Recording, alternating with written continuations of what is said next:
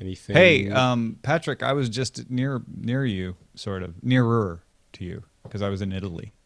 That's like right That next to France. is absolutely. I was waving. Didn't you? Didn't you see me? No, the Apennines got in the way. I couldn't see you.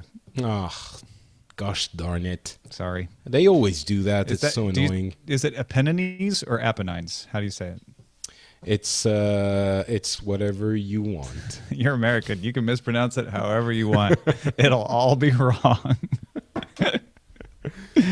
Hey, it's good to be back. Thank you for filling in. My pleasure. I did a Q&A for my French audience on Sunday, and I was actually telling them about my hosting of the Daily Tech News Show, and what I was saying was I've been doing podcasting for like 8 years, and I've hosted shows in French and English and everything. Coming on to host the Daily Tech News Show, for some reason I was like completely terrified. Really? It was nerve-wracking. Oh yeah. I couldn't sleep, but well, maybe not that much, but okay, like good. You're making me feel I bad. could physically feel the relief when I was, the first show went well. I was like, Oh, good. all right, I didn't mess up Tom's shows too bad. Tom's show. No, too you guys bad. did great. I was. You didn't even listen to the shows yet. No, You but don't I'm know. looking at the feedback. I did see Friday's show, and I listened to a bit of Tuesday's show. So you purposefully avoided my shows. No, I did Friday's show because we were just there and it was late and we didn't have anything else to do, and I was like, I'm gonna watch the show. And then Tuesday was because of the Apple announcement. I just wanted to, I was tuned in anyway, like everybody else. So, Yeah.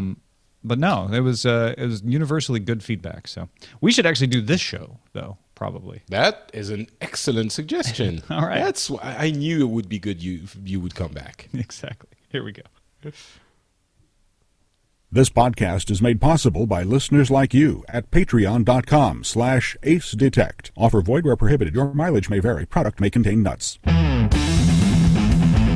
This is the Daily Tech News for Monday, September 15th, 2014. I'm Tom Merritt. Joining me is Patrick Beja, host of Le Rendezvous Tech and DTNS contributor official. Is that my official title now? We could negotiate it. You can pick whatever you want. Yeah. All right. Cool. But no, this is you filled in a couple times for me last week while I was on vacation, so thank you very much did. again for that. And in fact, thanks to everybody who filled in last week. You guys were amazing, and I'm flattered and impressed and pleased beyond relief that it all went well, and the audience that it didn't completely explode. No, and the audience seemed to love it. I got all kinds of great feedback from folks saying you didn't miss a beat. So thank you, man. I appreciate it. My immense pleasure. Also, this is your first official You Are Now Part of DTNS show. Oh my God! I'm all nervous. Oh, don't be. It's we are going to make you read headlines. Yeah, that I was expecting. But yeah, it's super exciting, and I'm sure it's going to go super well, and I hope people are going to appreciate it and be happy. So let's get going. Let's do it. Microsoft announced this morning that it is, in fact, acquiring the makers of Minecraft, Mojang, or Mojang, if you want to mispronounce it in Swedish like I just did, for $2.5 billion. On Xbox.com, Microsoft's Phil Spencer wrote that the company plans to continue to make Minecraft available across competing platforms. Mojang founder Notch, a.k.a. Marcus Persson, Carl Mena, and Jacob Porser will not stay with the company. The deal is expected to close by the end of the year. That's going to be our main topic of discussion later for me and Patrick. It is the Monday after a new iPhone went on sale, which means it's time for Apple to announce how the sales broke records and outran their supplies, causing delays in shipments. CNET reports Apple announced Monday that first-day pre-orders of the iPhones topped 4 million in the first 24 hours, setting a record and outpacing initial supplies, causing shipping delays until October. I'm shocked, Patrick. What is happening? Do we actually know that? I mean, I don't keep up with all these specific numbers, but do we actually know 4 million in the first 24 hours is actually a record? I believe it is. Yeah. They report the numbers differently. I think it was 9 million over the first 3 days for the 5S and the 5C together. Yeah. But you can count that 4 million probably beats that, and Apple says it's a record. Why not believe them? It's going to be a record every time until no one cares about the iPhone anymore. And I'll be honest, I did try to order one, but I didn't try very hard, and because I didn't try very hard, it failed. And by the time when it fails, they don't tell you. They just like, hey, your order might have failed. We don't know. I'll send you an email if it worked, which means that you're not going to get it. And so by that time that I went back and got it to work, it was like going to ship in October. I'm like, forget it. I'm not that into this phone. I was just doing it because I wanted to have it on launch day so I could talk about it. And since I can't get it on launch day, I don't care. I think I'm going to get a Moto X. Yeah, Moto X, I think I might want to get a Moto X on top of it as well, just because I want to have a little bit of knowledge about Android. Maybe I will, I don't know. But I did get up early and successfully order an iPhone 6 because my 4S is getting a little bit old. So 4S, yeah. See, I'm on a 5, so I'm one ahead of you already. Yeah. Maybe I'll just wait another year. See what comes out. Yeah. GigaOM reports Google announced new manufacturers of entry-level Android One devices as the handsets in that program to go on sale in India. Android One devices are affordably priced, and they have to meet minimum standards, things like a 4.5-inch screen, 5-megapixel camera, although Google helps source the parts, which keeps the prices down for people, as well as striking deals with carriers for free data for things like Android updates and app downloads. Monday saw the Micromax Canvas A1. Micromax is the big Indian supplier. The Spice Dream Uno and the Carbon Sparkle 5, all around 6,400 rupees. That's about $105 US, go on sale. And then new manufacturers announced: Acer, Alcatel, Asus, HTC, Intex, Lava, Lenovo, Panasonic, and Zolo are all on board for future Android One devices. The next wave of rollouts will expand Indonesia, Philippines, Pakistan, Bangladesh, Nepal, and Sri Lanka by the end of the year. So that's an interesting one. I mean, Android One is interesting as it stands, but it's also interesting that Google is getting such a tight relationship with the service providers and sort of getting the kind of control that Apple is getting with the iPhone. And in the sense of the interface and the apps installed and everything. Well, and controlling the supply chain. That's Apple's biggest advantage. And Google's trying to figure out how to do that while still allowing multiple manufacturers. It's clever. And the thing is, they are really sitting on the margins where they can do that because they make money on advertising. The service providers can do that because they make money selling you the service. The question becomes, what will the other manufacturers who have to rely on the margins to make money, how are they going to handle that? It's an interesting situation right now. Yeah, for sure. And this is the big growth market, so they need to be in there. Remember the good old days of last week when Apple gave everyone with an iTunes account a free album for one of the world's biggest rock bands to promote the iPhone 6? Remember how much people complained because a free album was automatically downloaded to their devices without their permission? According to the BBC, Apple has now given users a special tool to remove YouTube's Songs of Innocence, available at itunes.com/SOI-remove. Also, this is why we can't have nice things. It's the lesson of the internet, man. No, you always ask permission first. Exactly. Always. You don't give people things without their permission. You don't. No, but I mean, it's easy to make fun of. It feels invasive. It feels a little bit intrusive, and I understand why all the fuss. The only legitimate objection and there is a legitimate objection, I should say, which is if I'm on a limited data plan and I'm not expecting this big album and it suddenly starts downloading because I have iTunes set to download my purchases and I know that I don't make purchases, then suddenly I'm upset because you've just used a chunk of my data for the month that I wasn't planning on using. It does, yeah, that's true, but it doesn't feel like that's the reason people were upset. To me, it feels more like, having that album delivered, it's nice, but it's like someone breaks into your house and puts an album on your desk, and you're like, well, all right, that's nice, but I mean, dude, come on.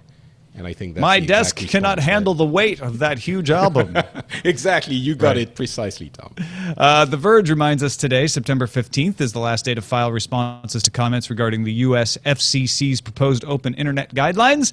And the FCC press secretary announced that even before the day is done, they have now received more than 3 million comments. The Sunlight Foundation analyzed 800,000 of the earlier comments and found that around two-thirds of them asked the FCC to reclassify broadband, while about 5% opposed tighter regulations. After comments close tonight, the FCC will use them to decide on a final proposal, which Tom Wheeler hopes to pass by the end of 2014. It's so beyond the obvious Janet Jackson nip slip jokes. Right, because that it's can be twice made. the number, as our producer Jenny Josephson pointed out. It would be as if there were 2 nipple slips. Beyond that, it seems like it's a huge amount of comments, and it would be difficult. They're taking them in now, but it seems like it would be difficult for the FCC and Tom Wheeler to not act at all, or not acknowledge them at all in their proposals now. So it might have actually done some good. We'll see. Well, I don't. Again, reclassifying broadband might be maybe a good not way. that far, but well, and that's what most of these say. So if you follow what these say, then that's what you should do. And I'm not sure if that's the right path or not. Yeah, I feel like they were but I asking mean, the wrong question from the beginning. I guess that's my hesitation. Maybe. Yeah. Time for some news from you. These are folks posting stuff on our subreddit, dailytechnewsshow.reddit.com. We thank them for getting in there and posting things. You can join them. It's easy. You join subreddit and you post. Even if you don't want to post things, you can just vote on what the people in there have posted, and that affects creator lineup on the show. Cosmic Vibes posted an Inquisitor story about Comcast threatening to disconnect Tor users. I'm not going to refer to that one, though, because a later Ars Technica story quotes Comcast spokesperson Charlie Douglas saying that this story is wildly inaccurate. Customers are free to use their Xfinity service to visit any website or use it however they wish otherwise. Douglas added, "We have found no evidence that these conversations took place," the ones apparently about blocking Tor. And the Vice President of Internet Communications and Engineering at Comcast, Jason Livingood, wrote in a blog post today, "Our customers Tor at any time, as I have myself." Now, you could say, oh, Comcast can say whatever they want. I don't believe them. But we aren't seeing a lot of people come forward saying they were threatened with having their Tor blocked. And this is not the usual Comcast apology and backtracking we've seen lately. When the tapes came out of people, Veronica Belmont and Ryan Block talking to customer service, Comcast immediately said, nope, that's wrong. We don't agree with that. Maybe because there's no tapes? I don't know. But it sounds like this is not actually a solid story. Yeah, it seems like it might have been a couple of people that were angry and that were analyzing traffic or something, or trying to get on Tor and it didn't work, and then because there is such a negative cloud of internet hatred around Comcast, it sort of the story went farther than it should have if it was properly. Yeah, I feel like maybe one or two people ran afoul of something else besides Tor, and then got a hold of some bad representatives, which would not be unusual for Comcast, who didn't understand the problem and maybe did tell them you can't use Tor. But I don't think Comcast is trying to crack down on Tor. Habituela condulce. Damn, that's difficult to say. It's a little bit fun to see you stumble over a foreign word. I'm just saying. It's habituela con dulce. Habituela con dulce. Submitted good enough. Submitted a Time magazine report about the Chinese city of Chongqing, which has come up with a way to remind its 20 million residents about the dangers of looking down at their phones while walking. The city used white paint to divide the sidewalks of its entertainment district in 2 lanes, one for people walking while using cell phones and one for all the other people. A Chinese official said the markings were designed to protect elderly people and children from unnecessary collisions, as opposed to the necessary collisions, but clarified that the initiative was designed to be satirical. That's fun, obviously. What struck me, though, is this city of Chongqing, which I'm not sure a lot of us have heard about, that has 28 million residents.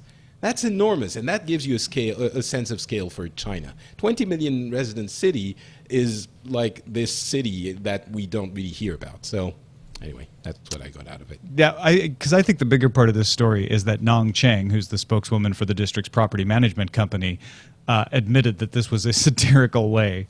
I think that's hilarious. That even if it's not a government institution, it's a property management company. Still, that they went so far as to paint a lane on the Sidewalk. Apparently, the inspiration came from a National Geographic article which created similar divisions on a section of pavement in Washington, D.C. in July as part of a behavioral experience, part of a TV show in that case, but interesting. Captain Kipner submitted the TechCrunch article about Netflix finally launching in France, Patrick. Woohoo! You can subscribe for €7.99 per month.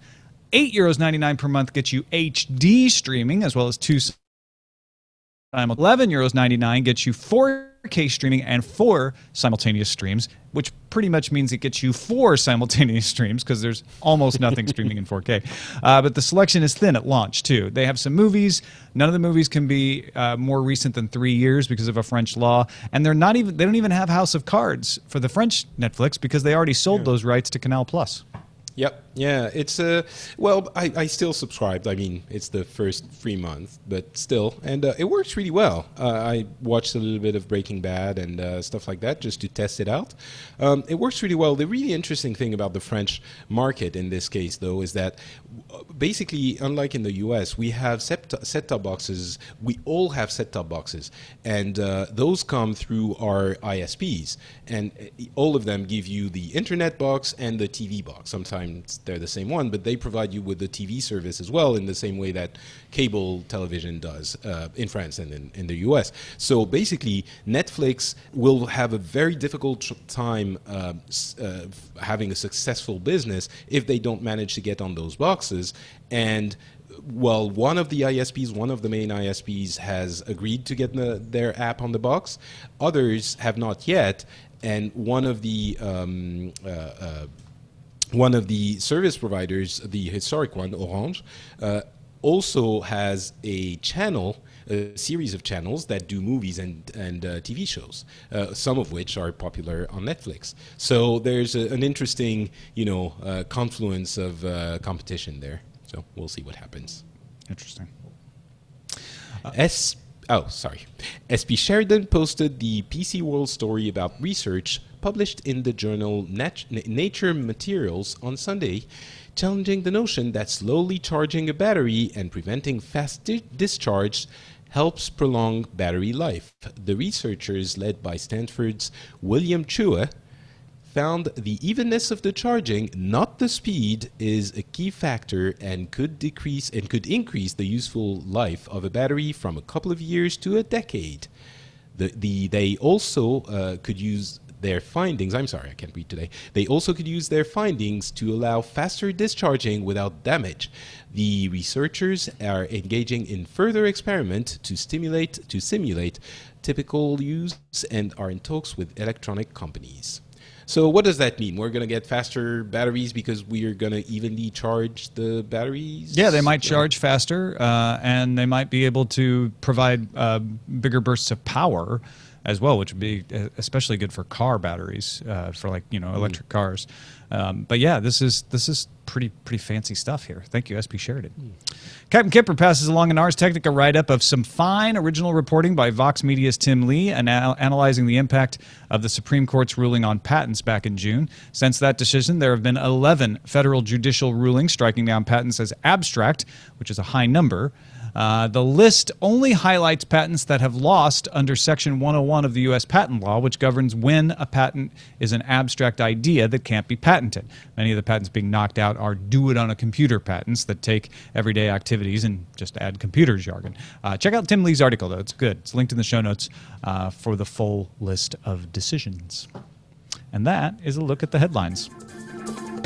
Real quickly, I just want to let folks know that I do these novels mostly as a hobby, and I usually write science fiction stuff, but this time I wrote a noir mystery. It's not Wind in the Willows, even though it has my 2 dogs as crime fighters. They never admit their dogs. It's more of a Raymond Chandler take. But if you're interested at all, it's available in print. It's available for free as a PDF if you just want to try reading it, or you can get it for all the ebook platforms like Nook and Kindle at TomMerrittBooks.com. All right, Patrick Beja. Microsoft's going to pay $2.5 billion. They're going to get Minecraft. The obvious reaction that 1996 era Tom Merritt has is this is awful and it's going to ruin Minecraft, which is exactly the reaction I had. I remember when Microsoft bought Expedia. That's funny. My first reaction was I was ready to pay 2.4. And they outbid me. They just outbid you. But really what this seems like is two things. One, Notch just not wanting to be involved anymore. I think the terms of service fight is just one example. It's not the thing that forced him into this, but one example of the kind of thing where he's like, I just want to make games. I don't want to be in charge of a very important company. Yeah. He wrote in his letter, I don't want to be a symbol responsible for something huge that I don't understand, that I don't want to work on, that keeps coming back to me. I'm not an entrepreneur. I'm not a CEO. I'm a nerdy computer programmer who likes to have opinions on Twitter. He goes on and later in the letter, if I ever accidentally make something that seems to gain traction, I'll probably abandon it immediately. And he does say at the end, thank you for turning Minecraft into what it has become, but there are too many of you, and I can't be responsible for something this big. This really, to me, sounded very similar to what Dong Nguyen said about Flappy Bird.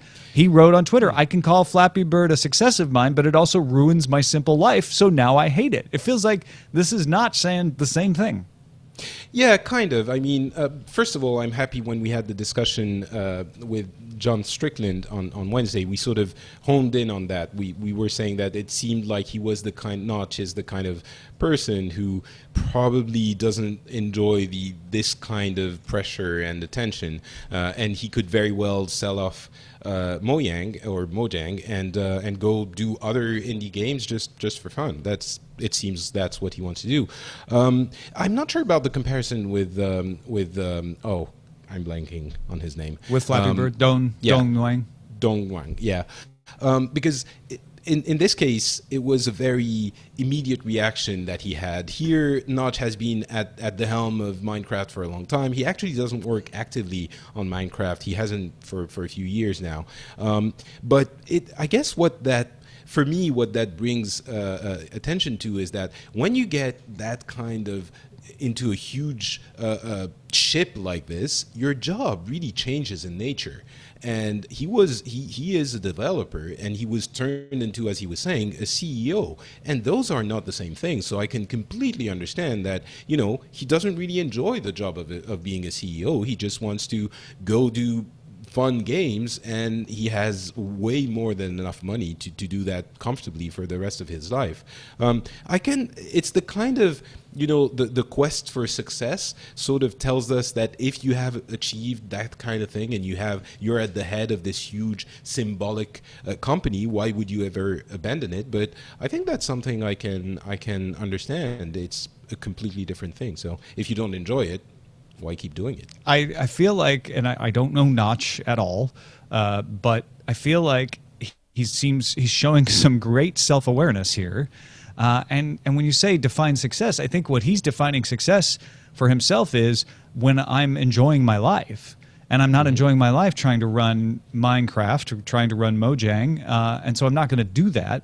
And they made me stick around because they said, it was good for morale if you stick around. But he's got to the point where he's like, that doesn't make any sense either. Like this doesn't make any sense for me to be here noodling around with games, which is what I love to do, while other people are working on the main purpose of the company. Now, what puzzles me is he was very critical of Oculus being sold to Facebook, and he said some bad things about Facebook. He has also said things, especially about the Windows 8 store in the past, that were critical of Microsoft. So I'm curious how we end up with Microsoft buying this, or whether Notch cares. He may have been like, whatever, sell it to whoever you want. You're the finance people, just do it. I don't want to be involved anymore. Yeah, it seems he was expressing his opinion on a philosophical level, and now it's a practical thing where he's getting, he's selling the company, and you can't fault him for wanting to sell the company that he doesn't feel related to anymore in his day-to-day. So I don't think it's that. I understand that philosophically it's difficult to reconcile, but when you look at the practicalities of it, it's very easy to understand. The more difficult thing to understand maybe is the price seems pretty high for as an absolute. It's a lot of money. And is Microsoft basically the reasons why Microsoft is making this deal?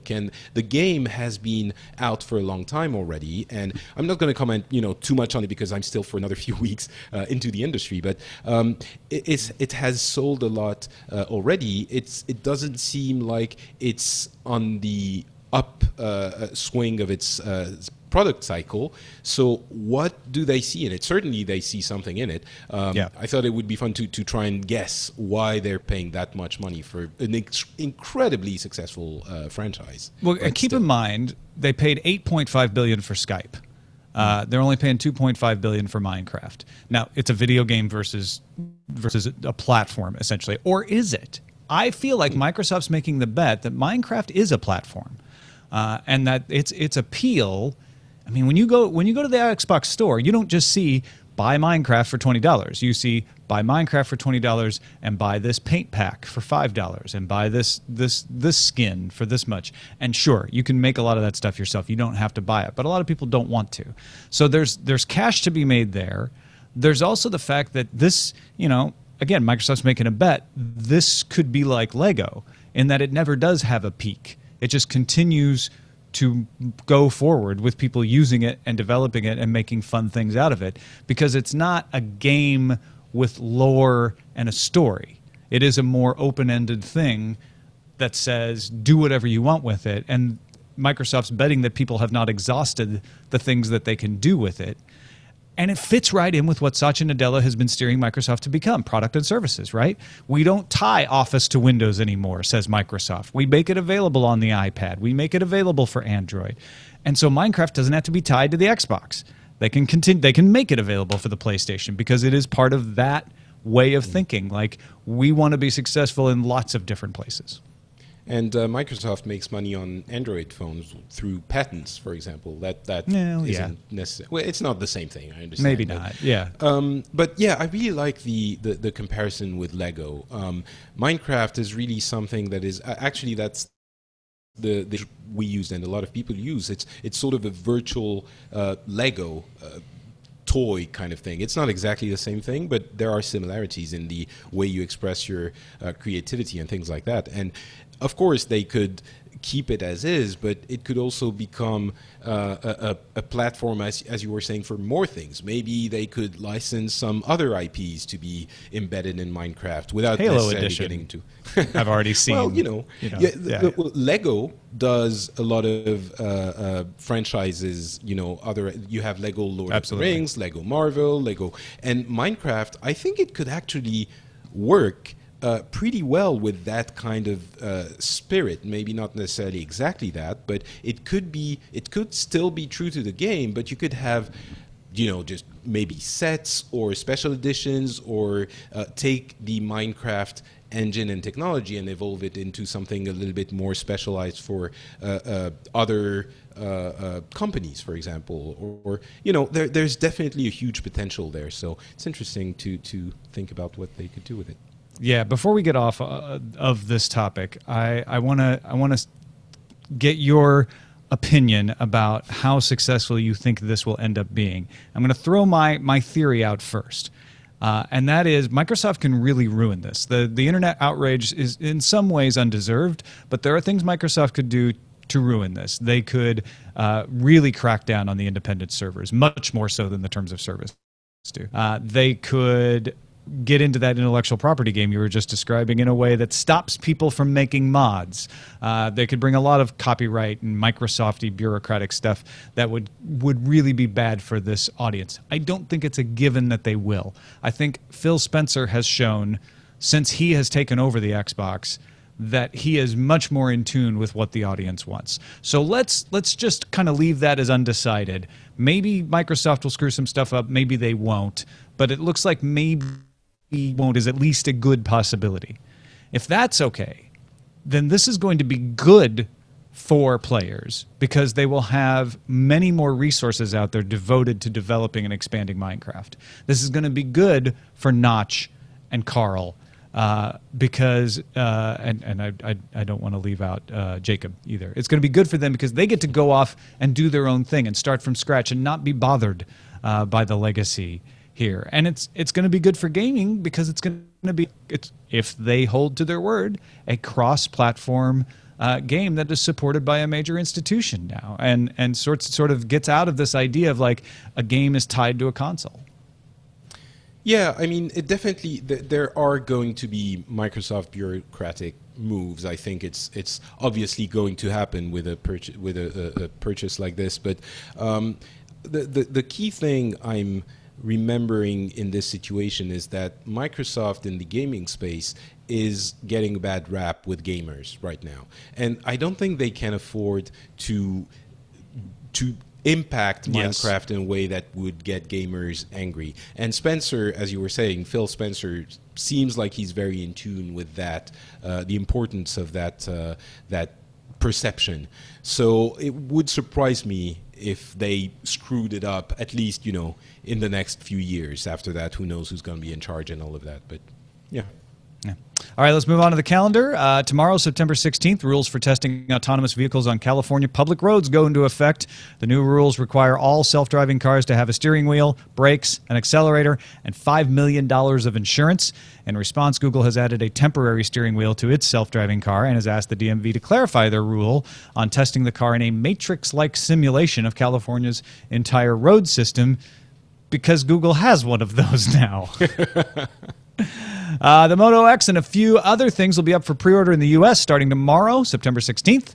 The Moto X on AT&T will be $99 on a 2-year contract, while the off-contract Pure Edition will run you $500. The Moto Hint and turbocharger accessories will also be available, and the Moto 360 smartwatch will be back in stock. All 4 products go on sale from 12 Eastern through Motorola.com. Microsoft, just before the show, announced a Windows 9 event in San Francisco on September 30th. The invitation reads, "Join us to hear what's next for Windows and the Enterprise." And it's on a blue background. What do you think look it at means? the font, Tom. Look at the font. It's a sans serif font. Is that Cabrilli? Calibri? Calibri? I don't know. Something that's Italian. what I meant. Tomorrow, earnings for Adobe will be released. And here come the conferences. Starting today, the At-Scale Conference in San Francisco for engineers who build scalable platforms. September 15th to the 16th is the Games Beat Conference in San Francisco. 15th through the 17th is O'Reilly Velocity in New York City. That's about web operations. And September 15th through the 19th is the IT Dev Connections Conference, Las Vegas. Tomorrow is the Techonomy Detroit Conference about ways technology can boost U.S. economic growth. September 16th to the 17th is Ethernet World in Nice, France, and the Bank of America Merrill Lynch 2014 Media, Communications, and Entertainment Conference in Beverly Hills, California. September 16th through the 18th is the AdTech Tokyo Conference. September 16th through the 19th is AppSec USA in Denver, Colorado, which focuses on software security. And finally, September 16th to the 21st is Photokina in Cologne, Germany, which covers aspects of taking a picture in the digital age. We saw a bunch of cameras released today. And that is a lot of conferences. Our pick of the day comes from Don Quixote. Spelled that way. I'm not mispronouncing it this time. Digital offerings from the public library. He says, your public library has audiobooks and ebooks for free. Just go into the library and sign up. They give you credentials, and voila, you have access to countless books. My local library is part of the Overdrive lending system, and it works great for me. Do they have that in France? Honestly, I You don't should know, look into I it. have They to might. say. Yes, I love the concept, the idea of libraries, and I think they should exist for sure and keep existing and modernizing, but I can't remember the last time I've been to one. QNX Monkey says that the Moto X will not go on sale at 12 Eastern. It was an error on the Moto site. Actually, it's 11 Pacific. I'm just going to trust QNX Monkey there. I don't have a second source. Take it as written. I think we should always trust QNX Monkey. I got a good track record. I'll give you that. Yeah. Send your picks to feedback at dailytechnewsshow.com, and you can find my picks at dailytechnewsshow.com/picks. One message. We're running a little longer today because we had fun talking about Mojang. But while I was away, there was some discussion about the need to carry your phone while you're using an Apple Watch, and what that would mean when you're tracking your run. Michelle Hunt writes in and says, the discussion seemed to imply that having to carry the phone was a bad thing. I disagree. I run and I carry my phone with me always, and so do most of the people I know, especially women. It's partially a safety thing. Don't want to be out on the trail running alone and not have a phone. But also my phone is my music player, and I run to music if I'm on a trail. Finally, many people carry their phones because they already use the apps that use the phone GPS to track distance. Apps like Runkeeper and others are on your phone, nowhere else. Even my Garmin Forerunner 620, a great running watch, by the way, uses my phone to broadcast my location to people I send the info to, like my husband and family during the race. So having to carry your phone with you when you run is kind of a given for a lot of people and not a detraction at all. To which I want to know, what do you need to watch for then? I guess for the pulse, it does the health stuff. Yeah, maybe. I mean, yeah, it's exactly that. You use basically, Michelle, what you're saying is you use the phone because you have to use the phone. I think what some people were expecting was, wouldn't it be cool if we didn't have to use the phone? Which, of course, they're doing now. And what it comes down to is, Michelle, you don't mind using the phone. Others apparently do. Yeah, I actually am one of those people who doesn't mind having a phone in my pocket when I run, but I understand that that's annoying to a lot of other people. And if I were one of those people, I would want the watch to be able to do all that stuff, including play the music and Bluetooth headphones, and that'd be amazing. I get it. I didn't think about the safety thing, though. That's an interesting point. And thanks for the email, Michelle. Appreciate that. Feedback at dailytechnewsshow.com. Well, that is it. Patrick Beja, Le Rendezvous Tech, FrenchSpin.com, and of course here on Daily Tech News Show about once a week, starting now. The day may shift around, but we'll try to keep it pretty stable at once a week. What else you got going on to let folks know about?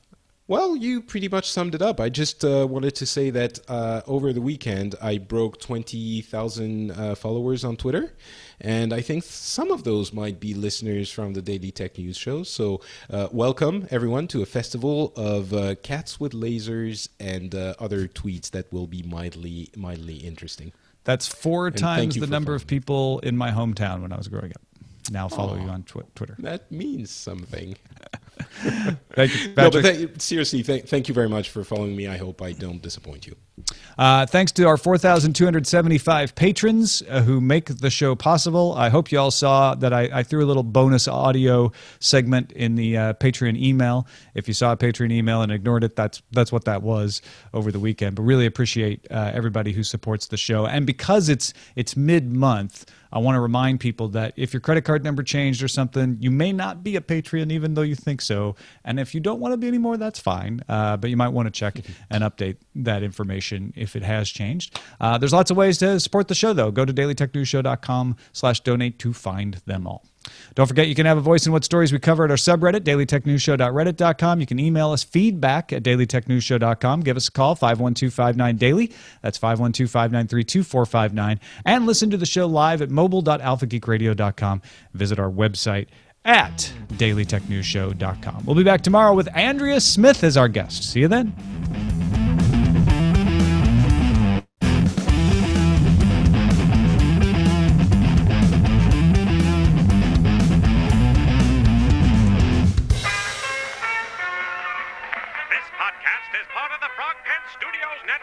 For more information about this and other shows, visit frogpants.com. Audio program so good, it's like you're there. Oh, you didn't say spicy meatball.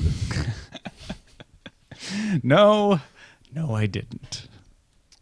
I'm disappointed. It's a spicy phone sim. Actually, Andrea and I are going to compare our experiences with SIM cards and Wi-Fi in foreign lands, because she was in Germany and Austria covering IFA. When you come to the U.S., what do you do for your phone service? I use my company phone, which I won't be able to do. You just roam? Oh, okay. Yeah, but actually, I have to ask you stuff at some point. Okay.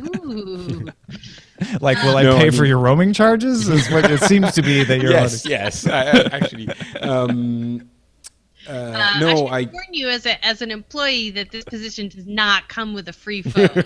Not even for me. Yeah. But I don't understand. I thought we had discussed this. It clearly states in my contract. Wait, contract? You have a contract?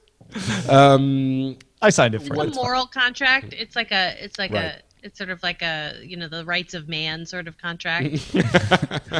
Well, I The think that in Declaration that of the case, Rights of Man. in that case, I am clearly entitled to having a Yeah, phone right. with roaming charges. I mean, my come head on. separated from my body here shortly. Would you like some titles? Oh, yeah, yes. titles. Yeah. What's the robot name again? Showbot.replex.org. Oh, there My you go. name is Showbot. So. Oh, Tom, you Yes. were cutting off a little bit during the show. I don't know if people. I heard that. Yeah, heard that you were. It was unstable. Yeah. I don't don't know if know it was why just that me. would be. It would And- be interesting to listen to the Google Hangout when it Right. generates and hear where that was originating. I don't know. But anyway, it wasn't time. It was just I did notice it. I did the patented producer flinch a couple times during the show. Great, okay. thanks. Good to be back. It was purely technical. The content was amazing. Well, now Okay. you're doing it, and I'm not even Yeah. kidding. Yeah. Yeah, you are. No, Yep. you guys are doing it. Yep. Oh, me too? Yeah, No. Really? Well, YouTube. which makes me think it's a codec. It's thing. Netflix. No, it's not. It makes me think it's not a bandwidth issue. That it's a Hangout codec. Oh, are they moving to like VP9 and doing Well, stuff they that doesn't added work? a new thing today called Applause. I noticed when I launched it, and whenever Oh yeah, they add added new, that. They added that last week, and I was afraid of it, so I didn't mention it on the show. whenever they So- add new but things, What's it- applause? Oh, it lets you do like real time feedback about That's the show. just what the show needs is more real-time feedback. We already have a method for No, that. we do don't- actually. I don't want people to think that we don't want their feedback. We absolutely do. No, absolutely do, but it's basically just a thumbs up, thumbs down tracker. It's like political tracking. During, Yeah, it's like the debates. Oh, Yeah. okay. which to me is not quite as it's not the real-time tracking I would like. I like the real-time tracking we have, which is a group of people in a chat room saying, hey, something happened, this happened, or what the hell. So I don't know, I like my tracking in sentences, not thumbs. That's just my option. I don't think it's a bad thing though. If people want to try it out, I'm Yeah. all for trying stuff out. Yeah. Anybody want a title? Yes. The clear vote getter is Mojang, Mo Money, or Mojang, More Money, which from Tinbeck. BioCow had free you too, no thank you. FCC, no comment on your comments. Beatmaster had the tyranny of free. And I did like Hawkwood's no Mojang. Top I did notch, feel a little bit tyrannized Yeah. by the the thing. tyranny of free. Top notch billions. Ah, I get it. Notch. Yeah. Mojangy, Mo problems. It's working hard. It's working hard for that joke. It's working hard. I did have one. Beatmaster had one Mojang notchless, which I liked a lot. And then Mojang less you too. That's clever. Yes, yes. CS803. Yeah. Always He's clever. a title bot. He's a title bot. Mojang Mo Money Oh. works for me though. Yeah. And I think it should be Yeah. a Mojang or Mojang title. Yeah. I agree. So there's that. That's what I got. Jenny hates thumbs. I like that. Jenny gives thumbs down to thumbs. Oh, thank you, Paul Gannon. Le rendezvous DTNS. And welcome, Aw. Not Patrick. Oh, Bienvenue. thank you. I had to make Je sure I spelled it voudrais right. Baguette. Baguette? What? Yeah, we have exhausted my French. Je Oh, voudrais right. une baguette. Oh, well, I would like one too. I can't Bien eat any, sûr. though, because I'm gluten intolerant. Oh. Oh no, that is maybe the worst country in the world to be gluten Yes, I know. intolerant. So- A friend of mine's coming into town. Speaking of gluten intolerance, you'll see why. He's coming into town tomorrow, and my other friend's like, "Hey, he's gonna be here. We should all go out to eat." I'm like, "Great." And she's like, "I'm trying to save money though, like so maybe pizza and beer." I'm like, "Yeah, it sounds great." She's like, "Although I'm a vegetarian and he's gluten intolerant." I'm like, "Gluten-free vegetarian pizza and beer." they actually have gluten-free pizza And gluten-free beer. and gluten-free beer. I haven't Yeah. seen that one. But In fact, I bought the gluten-free beer to see what it tasted like, and it had a BB on it. So Brushwood was drinking it every time he came over because he's like, "That's my logo." It's actually not terrible. I've tried it. Yeah, I finally found some decent gluten-free bread, but for a few months there I was suffering. But yeah, it's temporary. Although when I first started a year and a half ago or 2 years ago, it was gluten, milk, eggs, cola, like everything. So basically, I could not eat bread or cheese. Ugh. So that was, as you can imagine, painful. God, you might as Yeah. well move to America. You go to the corner store, you can't buy anything. Yes, exactly. It was challenging. A lot of rice. Calendar things. Next week, what's happening next week? Next week is fine. We can do Tuesday. Yes. That's what we had said, right? Yep. The week after, it's Tuesday 30th. It shouldn't be an issue, but I'm coming back from a trip to Finland for Okay. a wedding. And my plane is landing at 6. So I will... I'm not... there's a like 2% chance it's gonna be delayed, or I'm not gonna have we time can to. either put you on. Basically, what we'll do is you'll be invited to this show on the 30th, and if Okay. you can make it, that's great. If not, I could just book you for the next day, the 1st, if that's better. I don't know. We could. Depends on whether you want to hang out with Molly Wood or not. That's basically what it comes down I to. always want to hang out with Molly Wood. Yeah. So why don't we just keep you on that day while you know in your mind that there's no pressure because Molly is on also that day. So it's not Okay. we would be bereft of a guest. All right, but if it whatever works for you, I'm at your service. So all right, Yeah, well, we can as do soon that. as soon as you are official, then I'll just start calling you when things fall through. Do you have other dates after that? When I in don't October think yet, so. or you don't know? No, I think after that it works pretty well until, until BlizzCon really. But even then, should So be can fine. I literally put you down on Tuesdays till the end of time, and then you'll write me when that's not good? I think that can work. Yes. I love it. This is like the best day of my life right now. Right now. Here comes Patrick. All right. Copy that, and I can make you a recurring Tuesday event. That is amazing. amazing. Repeats weekly, ends never. What's a good French word that begins with T? With T, Yeah. This Like one- I was German, I'd say it's Teatonic Tuesdays. But that oh, right. Okay. Tricolor Tuesdays. Oh, Oh. I'm not sure why it's tricolor, but maybe. Do you have Well, 'cause a that's- tricolor? Let me have a think about it. All right. Yes. You don't. That's the It's, flag, right? Isn't it tricolor? Yeah. But so you mean but I guess But Thomas, Patrick is so much more than just his flag. It's so true. It's very true. I He's do more like than my just his flags. country. He's like, yeah.